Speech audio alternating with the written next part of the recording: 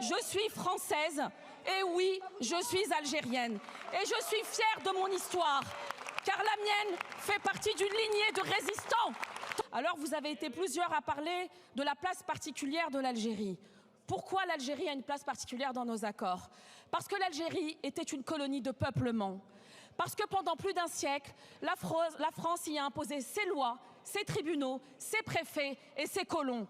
Parce que l'Algérie, c'était 4 départements français et parce que l'Algérie était française avant Nice et la Savoie. Et pourtant, les Algériens, eux, n'étaient pas citoyens. Ils étaient indigènes, c'est-à-dire inférieurs. Voilà le vrai régime d'exception. Et aujourd'hui, vous osez venir nous expliquer que cet accord de 1968 serait un privilège. Le seul privilège, c'est celui dont ont bénéficié les tortionnaires, les racketteurs de guerre, les nostalgiques de l'Algérie française, qui n'ont jamais été jugés et qui se sont réfugiés durant des années dans l'Espagne franquiste. Vous voulez dénoncer l'accord? Alors chiche, chiche. Si vous voulez dénoncer 1968, revenons à 1962. Revenons aux accords d'Évian, à la libre circulation totale, à la promesse de respect, de mémoire et de réparation. Revenons à ce moment où la France a cessé d'être une puissance coloniale.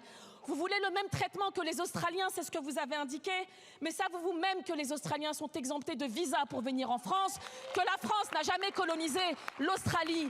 Mais vous n'êtes pas à une approximation près, car ces accords de 68 sont défavorables aux étudiants algériens. Et ça, vous ne le dites jamais tellement vous suintez l'algérophobie.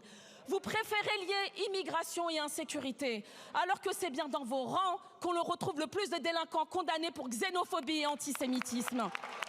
Monsieur Bigot, il n'y a pas si longtemps, vous indiquiez vous-même déplorer les origines dégoûtantes du RN qui ne propose aucun élan, aucune dynamique et aucune grandeur. Vous aviez raison, car pendant que les Algériens travaillent en France et produisent de la richesse, vous détournez le fruit de leur travail au Parlement européen. Plus de 4 millions d'euros, voilà ce qui coûte cher à la France. Alors, ça suffit avec votre obsession de l'Algérie, matin, midi et soir.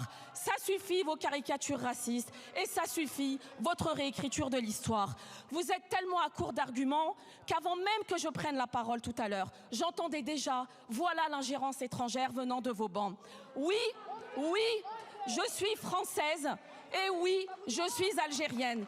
Et je suis fière de mon histoire, car la mienne fait partie d'une lignée de résistants, tandis que la vôtre est le produit de la collaboration.